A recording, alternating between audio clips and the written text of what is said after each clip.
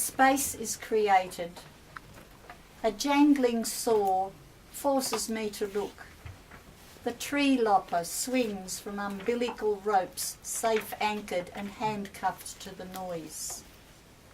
Each severed branch avoids the house, a house built too close to the tree that dares to drop leaves on lawns and harbours birds whose droppings whiten the path. Now the space is created. No more shade or blossom fall. Winds must rustle and whoosh in boughs farther on. Birds must reorient their flight path and must rebuild in unfamiliar boughs. I walk to the stump. No disease, no termites. The proud scribbly gum sawn into circles, its last eucalyptus scent sharpening the evening air.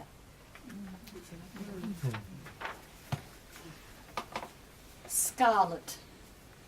From red sand, scarlet bracts and black peas showed a way for explorers. A vase in the foyer of the Broken Hill Art Gallery overflowed with vibrance. The volunteer said she picked them from the front of her house, a sandy nature strip. Wildflowers from an arid landscape. She gave me some seeds. Wild things don't need a gardener, she said. Just throw them on sandy soil in the sunshine. I did. Nothing grew. I have the memory of its scarlet vividness, the sturt pea, amongst the sculpture symposium in the living desert.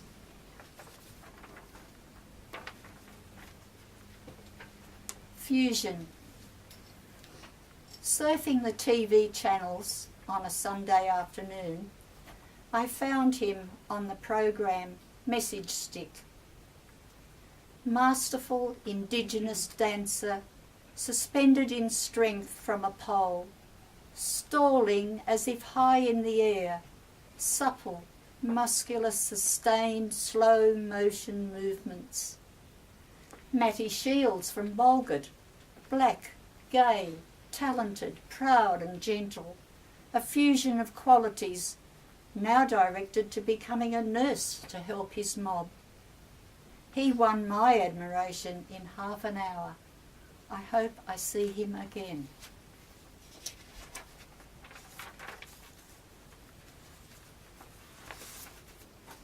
Blackout. The candles in a tin on top of the fridge. Handy, compact with matches. A candle might wait a long time to achieve potential. Does it call out, I'm here, light me, burn me, do it soon so that I can fulfill my destiny? When lit, a low flickering soon flames to the rim of the tin. Darkness disperses, but shadows grow outside its reach. We carry a fire, a carefully contained glow. Passion ignites our unfamiliar feelings and crowns when bursting through for another to know.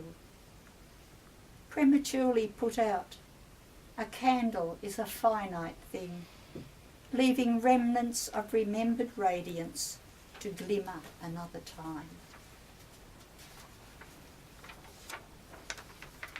My last one is a reminiscence of growing up in Newcastle. I hate to say it, in the 1950s. As kids, we saw them spouting and thought them to be far away. We acknowledged them and went on with our swimming. Now the whales are very close. As kids, we surfed with porpoises in the swollen green waves and thought them to be too close. We admired them, attempted their technique. Now the porpoises are named dolphins. As kids, we romped in the sandhills. Boys and girls whose salty wet lips discovered juvenile kissing and touching of body parts. Our goosebumps quivered. Now the sandhills are gone. As kids, we fished from great splintered wood wharves riveted with rusted steel bolts. Our lines wound around jam jars, our dreams shattered by ugly catfish and water rats the size of dingoes. Now, apartments are built over the rats.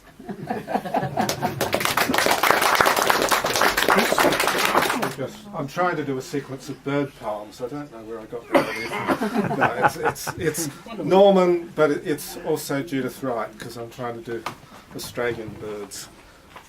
This one is about a tawny frogmouth, and there's an epigraph a little bit at the top that comes out of the Twilight Zone. You know the one where the little girl gets caught behind the wall in the fourth dimension? Little Girl Lost. Yeah, Little Girl Lost from the Twilight Zone. What are you looking for? The opening, perhaps. Believe me, I'm no expert at this, is the quote from the Twilight Zone. So, tawny frogmouth, the antipodes to every sulphur-crested rowdy and those other birds of day, you a leaf-feathered stillness and nightfall. No Mr. Hyde, we feel certain, but hiding under a cloak of down your shy, adjacent shadow. After riding out the long day together, you break silence come twilight with that slow hooing the young hear better. And who do you call to then, if not to the darkness, into whose large mutuality you drift asunder? Insects, your krill, you disperse like little whales into the evening, street lights where small gnats mourn, your only bullseyes. But vulnerable to appetites so tiny, we yet may find you a dish clout that headlights have discarded in the gutter. Studying alone at evening, my daughter conjured from your breathing a stalker, but your insubstantial form pinned on a skylight alchemized empathy. In the pre-dawn, I have listened for your breathing to return, steadying panic and night sweats which come of fear of failure or hunger to be important. You too I have seen panicked when, thrown off the sinewy arm of an aged callistoman, you landed on our trellis, angled askew, elongating out along an axis by which you could extrapolate from the wide day's spotlight into that half-other, half-adjoining dimension where you move at invisible ease. Though for some 10 minutes you leaned obtuse, an old child playing at "You can't see me." Only young, noisy miners harry you, lest you open the gape that at any moment might swallow their noise in silence. Look down from your ragged aplomb, aloof but hoodie-eyed one. Let me learn your gift of quiet and oblique inconspicuousness. I want to read a little bit from a novel which Peter urged me to go on and finish. And it's a book that is set on, it's called Wedding Dance, and it's looking at the Greek community in the 1930s and looks at the arranged marriages and the love marriages. And this one character that I'm going to look at today is someone who was a very eligible bachelor, and a very good Greek girl was found for him, and at the last minute he decided to break off the engagement and to marry an Australian girl. So there was a great rumpus in the community. And so he found his loved one and they began to live together. She's now pregnant and has morning sickness, and he has discovered that she's not a very good cook. and he yearns for his sister's cooking, and he knows that one day that she's going to learn to cook some Greek meals. But in the meantime, now that she has morning sickness, he's decided that he will cook the evening meal. And he's a bit of a connoisseur of beautiful beef, and he's bought a wonderful piece of a fillet steak, and he's left it in the refrigerator, and he is going to cook for them that night. Comes home all excited to the foyer of the building. As soon as he stepped into the foyer of their building, he knew there was something wrong. It was like the smell of boarding houses, the all-pervading farty smell of overcooked cabbage mixed with acrid burning. He ran to the door of their flat, fearing what he would find there, and there was Joyce in one of her dresses with a waist, wearing high heels and stockings. Her face was flushed. "I've done it all, Andy. You only have to sit down and I'll serve it up to you." She didn't notice his shocked face, his rush to the kitchen. "Joyce," he said, still hoping even before he asked, "you haven't cooked the fillet steak. You've at least left the steak for me to cook, haven't you?" "Nothing," she said, breathless. "There's nothing for you to do. You sit down and I'll serve it up to you as if you're in a restaurant. It's ready. I've even dished it out." From the oven she took the 2 plates. The limp cauliflower, the ugly lump of mashed potato he could have borne. But he could not look at what she had done to the prime piece of Scotch fillet. It lay charred and shrunken in the plate, and right before his eyes she poured a thick orange-brown sauce over the meat, explaining, "Gravy, so the meat will be juicy the way you like it." Andreas could not speak. He made a tortured sign of the cross as he gasped, "Christemo, how can you ask me to bear this?" Then he began slowly to beat his head against the wall. For some minutes Joyce could not take in what was happening. Then it was as if her whole proud body was convulsed. She stumbled, kicking off a shoe, and fell back hard into one of the lounge chairs. Her head jolted, her legs were thrown apart. The belt around her waist burst, and the placket held together with a safety pin came apart. With this last indignity, she sagged into the chair and began to sob as if she would never be comforted. No feeling man could have ignored the sound of her weeping. He went to her. He tried to take her in his arms, but she would not let him. She was gulping for air, so desperate was her distress. "I wanted to surprise you. I only wanted to surprise you." He patted her hair. He massaged her back. He brought her water, then brandy to drink. Slowing her sobbing began to ease. For a moment it crossed his mind that there was only one way to end her suffering. He must take the plate from where she left it near the stove, and he must eat the limp cauliflower, the grey potato and the charred meat in its sea of grey box. But that feat of love was beyond him. The best he could do was undress her, sponge her face and hands with a warm flannel, and let her cry herself to sleep in his arms in the bed. This poem's called Blue Tongue Holocaust. There's a blue tongue flattened outside my house. It's the season for blue tongues to be out and dying. Roads have the blue tongue look. Macadam is now a blue tongue dream of death. Dreams are full of blue tongue. Flicking tongues dream of stippled ancestry. Cars are falling into blue tongue heaven. There are dog blue tongue arguments over concrete hegemony. Death flickers in blue tongue eye. Dog victory in blue tongue dream. The streets are awash in blue tongue chitter. Legs are moving past the flattening. The blue tongue dead are on the move. The streets are turning to blue tongue pelt. The world is blue tongue, dreaming of its resurrection. Thank you. And we'll finish with a poem about poetry. Read one of my own first. Oh, good. Go So- right. Go right ahead. You snuck that one up on Just me. one, anyway. It's my turn now. Snuck that one up. And because my granddaughter Kate is here, I'm going to read this poem I wrote for her when she was just about to go overseas in 2008. And we were walking out along Nobbies and looking at the big ships coming along. Kate plus X plus equals infinity. I didn't know how long she was going to be away.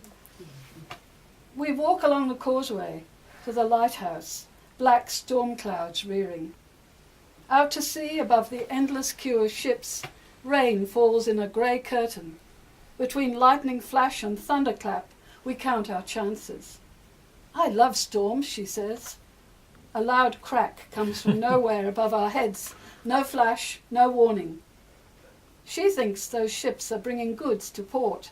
I say most are taking coal away as fast as it can be torn out of the Green Valley. She is going away to the other side of the world to rejoin her lover. Her figure will disappear into infinity along this straight perspective. I think the ships will fall off the edge of the world and the seas drown the lighthouse. She shrugs and says she may be back soon. We run to the car laughing as the big drops begin to fall. That was published in a Catchfire Press publication before last. The People of what is People it? of the Valley. People of the Valley. Which are available Yes. outside. Pardon? We've got some copies outside. Oh yes, copies outside. Yes. $5. Insert ad here. I'm going to read a poem that Norman wrote for Dorothy as an appropriate way of moving from the Norman Talbot section to the Dorothy Hewett Merv Lilley section. For Dorothy Hewett. The first time we met, my first time in Perth, you lay in a hospital bed, your levee beglamoured with loose torrents of blonde hair, a purple eye patch for swashbuckling with. One visiting hour to the next, I stayed in your absurd and joyous Venusberg, and staggered out at evening, beglamoured with your loose torrents of far blonder talk, laughter, malice, shared, and capped quotations. There, with 2 miniatures of grog, we toasted, boosted poetry, and worse, boosted our own prowess. We'd not seen much of one another's work. I showed you mine, you showed me yours, in our half-laughing pride. Your windmill country, where turned your high heart to good and left and desperado song. And there I promised that one day I'd take some stereotype of form out for a spin and turn it for you, even inside out. So, since you long have made your pacts with love, death, and his ageing toy boy called free verse, and you're not that dead to me, instead of elegy, I reminisce. I want to thank the Newcastle Poets again for their wonderful. Bravo!